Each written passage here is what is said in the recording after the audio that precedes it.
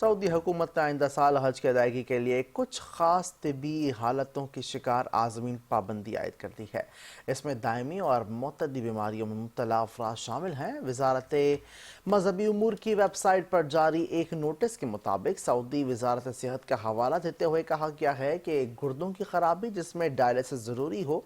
دل کے ایسے امراض جن میں مریض معمولی مشقت بھی برداشت نہ کر سکے، دائمی پھیپھڑوں کے امراض جن میں وقفے سے یا مسلسل آکسیجن درکار ہو، اور جگر کی ناکامی یا جگر کا سروسس، یہ سب حالتیں حج کے معیار پر پورا نہیں اترتی۔ فہرست میں ایسے افراد کا بھی ذکر ہے جو اعصابی یا دماغی امراض سے یادداشت کی کمزوری، ٹرامیٹائزیشن اور شدید جسمانی معذوری کا شکار ہوں۔ اس طرح کے الزائمز میں مبتلا بوڑھے افراد، ہاتھ پاؤں میں ریشہ،